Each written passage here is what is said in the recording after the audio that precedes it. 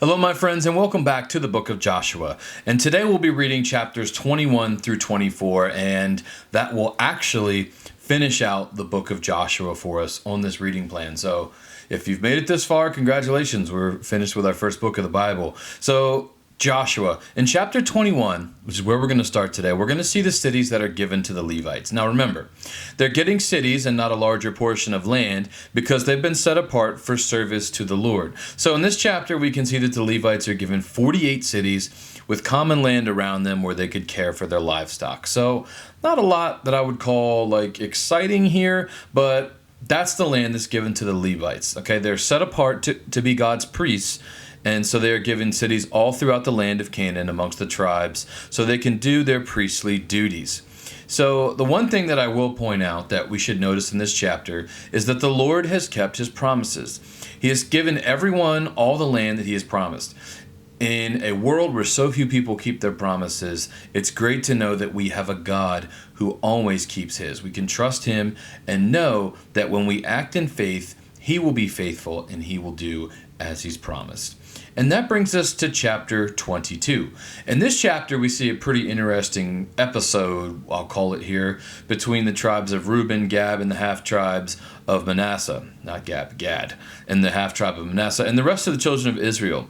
So since those three tribes were on one side of the Jordan River and the others were on the other side, they built their own altar. Now, when their brethren heard about this, when the people that were the rest of the children of Israel heard about this, they kind of freaked out. They were worried. They were like, okay, have these guys already started worshiping another god? So they kind of jumped to a conclusion here, and they were all upset. Now, remember, like, why would they jump to this conclusion? Why would they be so upset about this? Remember, when the Battle of Jericho, when they fought that battle and they won, and everyone had done right except for the one guy, the whole nation was punished. So they wanted to make sure that they weren't going to be punished for something here, okay? They wanted to make sure that their brethren weren't doing the wrong thing, that they weren't messing up.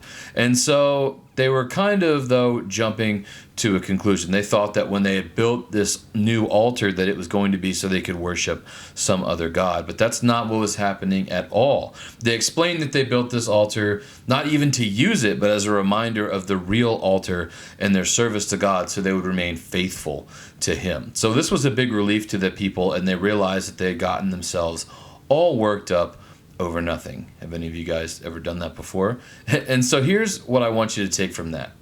Too often we get defensive and go into attack mode when we don't really fully understand everything that's happening. We don't see the bigger picture. We should seek clarity in these situations before we react. Know what's going on before we react. But the other lesson here is this: to take a stand, okay? Now, even though the brethren were taking a stand for what amounted to be nothing, what they were trying to protect was really important, and they weren't afraid to take a stand and confront them about it. And so the only way we can experience God's blessing together is when we deal with sin biblically and honestly. Now, that means we don't jump on people over just rumors, but when we know that our brothers or our sisters are dealing with a particular sin, that we're willing to reach out to them and say, hey, what you're doing, it's not right. You need to turn it over to God. And when we do that, we need to be careful when we do it, obviously, because we don't want to just be like, you're a terrible person and yada, yada, yada. We've all been there. We've all seen how that is going to end up. But so we need to make sure that we are dealing with sin in a biblical way, and then we're not just sweeping it under the rug. We're not just hiding it. We're not just thinking that everything's going to work itself out, because sin, as we know, will always be punished. So that brings us to chapter 23. And if you've just kind of skimmed through those previous chapters, I can't say I blame you, but make sure you really read this one, okay? This is kind of a farewell address from Joshua to the children of Israel. And remember, Joshua has been a great leader and a great godly man, so the words he says, they kind of hold some extra weight for me personally. Now, he starts off by reminding them all of all the things that God has done for them in giving them this land.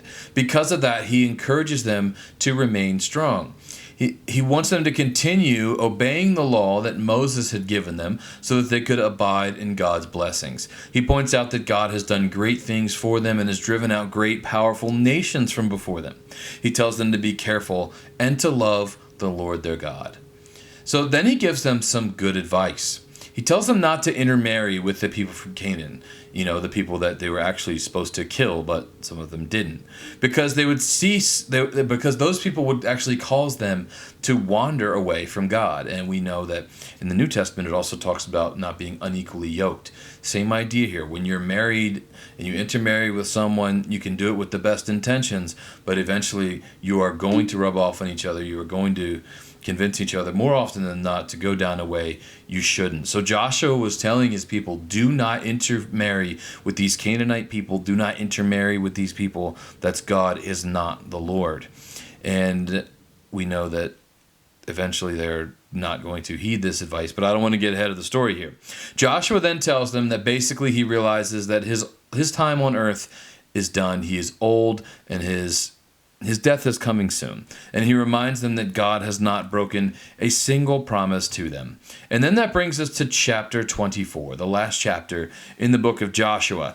He continues his address to the people here. The speaker actually in the beginning is still Joshua, but the message is coming from God. So if the wording kind of gets confusing, that's why. Joshua is delivering God's message here to the people.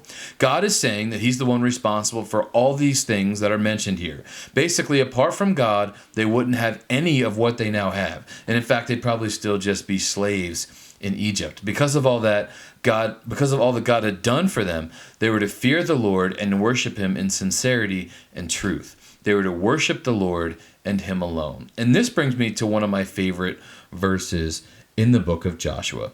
He tells them that they needed to make up their minds who they were going to serve, and he leaves no doubt who he's following. He says, "As for me and my house, we will serve the Lord." Now, Joshua loved the Lord and he was faithful to him, and that's the way that he was going to raise his family. He couldn't control what anyone else did, but he was trying to encourage them to make the right decisions. We have the same choice, my friends. Every day we choose if we are going to serve the Lord or not. And I hope that we always make that same choice Joshua did, that as for me and my house, we will serve the Lord. So the children of Israel then respond and say that they too will serve the Lord. And since they had promised this, Joshua told them that they needed to get rid of all their foreign gods, their foreign idols, these things that they had served. And God wasn't going to tolerate the idols then, and he still won't today. Now, our idols today look a lot different than the idols then. We don't typically build a golden calf and bow down before it.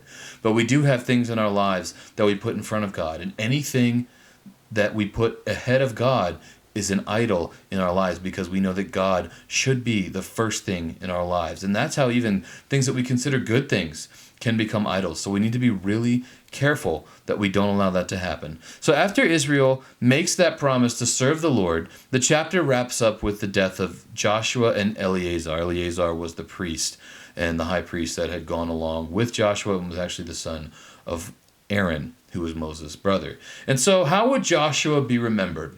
He would be remembered as a man of God. And that should be how we all want to be remembered in the end. But the people of Israel were faithful to God all the years of Joshua's life and continued to be faithful through the following generation that outlived him. And we'll see what happens next when we get to the book of Judges next week. I'll see you then.